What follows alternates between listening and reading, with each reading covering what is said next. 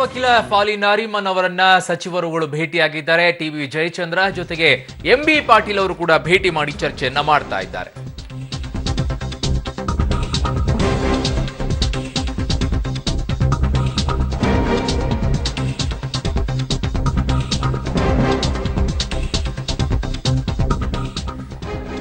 ಹಿರಿಯ ವಕೀಲ ಫಾಲಿ ನಾರಿಮನ್ ಅವರನ್ನ ಸಚಿವರುಗಳು ಭೇಟಿ ಮಾಡಿದ್ದಾರೆ. ಕಾನೂನು ಸಚಿವ ಜಯಚಂದ್ರ, ಜಲಸಂಪನ್ಮೂಲ ಸಚಿವ ಎಂಬಿ ಪಾಟೀಲ್ ಭೇಟಿ ಮಾಡಿದ್ದಾರೆ. ದೆಹಲಿಯ ನಾರಿಮನ್ ನಿವಾಸದಲ್ಲಿ ಭೇಟಿ ಮಾಡಿ ಅವರ ಮನವೊಲಿಸುವಂತಹ ಯತ್ನವನ್ನ ನಡೆಸಲಾಗ್ತಾ ಇದೆ.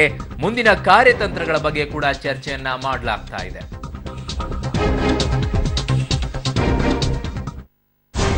ಇದಕ್ಕೆ ಸಂಬಂಧಪಟ್ಟಂತೆ ಮತ್ತಷ್ಟು ಮಾಹಿತಿಯನ್ನು ಪಡ್ಕೊಳ್ತೀನಿ. ನನ್ನ ಸಹೋದ್ಯೋಗಿ ರವೀಶ್ ಈಗ ನನ್ನೊಂದಿಗೆ ದೂರವಾಣಿ ಸಂಪರ್ಕದಲ್ಲಿದ್ದಾರೆ. ರವೀಶ್, ಇದು ಮನವೊಲಿಸುವಂಥ ಸಭೆನ ಅವರನ್ನ ಭೇಟಿ ಮಾಡಿರೋ ಉದ್ದೇಶನ ಅಥವಾ ಮುಂದಿನ ಯಾವ ರೀತಿಯಾಗಿ ನಾವು ಹೋರಾಟವನ್ನ ಮಾಡಬೇಕು, ಏನು ಮಾಡಬೇಕು ಅನ್ನೋ ಕೇಳೋಕೆ ಹೊರಟಿರುವಂತದ್ದ ಏನು ಇದು ಅಂತ?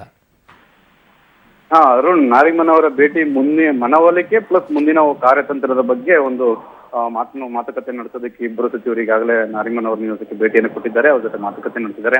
ಅಂದ್ರೆ ಪ್ರಮುಖ ಅವರು ಇವತ್ತು ಕೋರ್ಟ್ನಲ್ಲಿ ಏನ್ ಹೇಳಿದ್ರು ಅಂದ್ರೆ, ಒಂದು ಆದೇಶವನ್ನು ಪಾಲನೆ ಆಗದ ಹೊರತು ನಾನು ವಾದ ಮಾಡೋದಕ್ಕೆ ಸಾಧ್ಯ ಇಲ್ಲ, ಅಂದ್ರೆ ನ್ಯಾಯಾಲಯಕ್ಕೆ ವಿರುದ್ಧವಾಗಿ ನಾನು ವಾದ ಮಂಡನೆ ಮಾಡೋದು ಸಾಧ್ಯವಿಲ್ಲ ಅಂತ ಏನ್ ಹೇಳಿದ್ರು.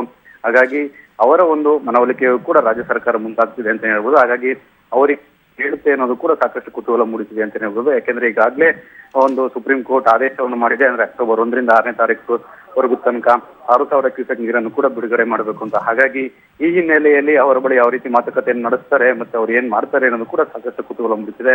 ಹಾಗಾಗಿ ಅವರ ಭೇಟಿಯ ಬಳಿಕ ಏನ್ ನಿರ್ಧಾರ ಆಗುತ್ತೆ ಅನ್ನೋದು ಕೂಡ ಕಾದ್ ನೋಡ್ಬೇಕಾಗಿದೆ. ಆದ್ರೆ ಮುಖ್ಯಮಂತ್ರಿಗಳು ಏನಾದ್ರೂ ಫೋನ್ ನಲ್ಲಿ ಮಾತಾಡಿರುವಂತದ್ದು ಏನಾದ್ರೂ ಇದೆಯಾ ನಾರಿಮನ್ ಅವರ ಜೊತೆಗೆ? ಯಾಕಂತಂದ್ರೆ ಹಿರಿಯ ವಕೀಲರು ಅವರು ವಾದವನ್ನ ನಾನು ಮಾಡುವುದಿಲ್ಲ ಅಂತ ಹೇಳಿದಾಗ ಮುಖ್ಯಮಂತ್ರಿಗಳು ಏನಾದ್ರೂ ಮಾತಾಡಿ ಮನವೊಲಿಸುವಂತಹ ಪ್ರಯತ್ನವನ್ನ ಏನಾದ್ರೂ ಮಾಡಿದಾರಾ? ಅರುಣ್, ಈಗಾಗಲೇ ಮುಖ್ಯಮಂತ್ರಿ ಸಿದ್ದರಾಮಯ್ಯ ಅವರು ಕೂಡ ಬೆಳಗ್ಗೆ ಕೂಡ ಮಾತುಕತೆಯನ್ನು ನಡೆಸಿದ್ರು. ಬಳಿಕ ಅವ್ರಿಗೂ ಕೂಡ ಲೆಟರ್ ಅನ್ನು ಕೂಡ ಇವತ್ತು ನಾರಿಮನ್ ಅವರು ಕೂಡ ಕಳಿಸ್ಕೊಟ್ಟಿದ್ರು. ಹಾಗಾಗಿ ಈಗಾಗಲೇ ಮುಖ್ಯಮಂತ್ರಿಗಳು ದೆಹಲಿಗೆ ಬೆಂಗಳೂರಿಗೆ ಪ್ರಯಾಣ ಬೆಳೆಸಿರೋದ್ರಿಂದ ಇಂದು ತಡರಾತ್ರಿ ಅವ್ರ ಜೊತೆ ನಾರಿಮನ್ ಅವರ ಜೊತೆ ಮಾತುಕತೆ ನಡೆಸುವಂತಹ ಸಾಧ್ಯತೆ ಇದೆ. ಈ ಬಗ್ಗೆ ಕೂಡ ಸಚಿವರುಗಳ ಒಂದು ಸಭೆ ಏನ್ ಮಾತುಕತೆ ನಡೀತಾ ಇದೆ ಅದನ್ನು ಕೂಡ ಮಾಡುವಂತಹ ಸಾಧ್ಯತೆ ಇದೆ. ಹಾಗಾಗಿ ಮುಖ್ಯಮಂತ್ರಿಗಳು ಕೂಡ ಮನವೊಲಿಕೆ ಮಾಡ್ತಾರೆ ಅಂತ ಕೂಡ ಹೇಳಲಾಗ್ತಾ ಇದೆ. ಓಕೆ ರವೀಶ್, ನಿಮ್ಮೆಲ್ಲ ಮಾಹಿತಿಗೆ ಧನ್ಯವಾದಗಳು. ಉಳಿದ ವಿಷಯಗಳಿಗೆ ಹೋಗುವುದಕ್ಕೆ ಮೊದಲು ಎಂದಿನಂತೆ ಕಾವೇರಿ ಕಡೆಗೆ ಹರಿದು ಹೋಗೋಣ. ತಮಿಳುನಾಡಿಗೆ ಯಾವುದೇ ಕಾರಣಕ್ಕೂ ನೀರು ಬಿಡಲ್ಲ ಎಂಬ ದೃಢ ನಿರ್ಧಾರಕ್ಕೆ ರಾಜ್ಯ ಸರ್ಕಾರ ಬಂದಿದೆ. ಇವತ್ತು ಇಡೀ ದಿನ ಸಭೆಗಳ ಮೇಲೆ ಸಭೆಗಳು ನಡೆದವು. ಬೆಳಗ್ಗೆ ಸರ್ವಪಕ್ಷ ಸಭೆ, ಸಂಜೆ ಮಂತ್ರಿ ಪರಿಷತ್ ಸಭೆ ಹಾಗೂ ಕಾನೂನು ತಜ್ಞರ ಜೊತೆಗಿನ ಎಲ್ಲ ಸಭೆಗಳಲ್ಲೂ ನೀರು ಬಿಡಬಾರದು ಎಂಬ ತೀರ್ಮಾನವೇ ಅಂತಿಮವಾಗ್ತಾ ಹೋಯಿತು. ಗಾಲಿ ಜನಾರ್ದನ ರೆಡ್ಡಿ ನಿವಾಸದಲ್ಲೀಗ ಸಂಭ್ರಮ ಮರುಕಳಿಸಿದೆ.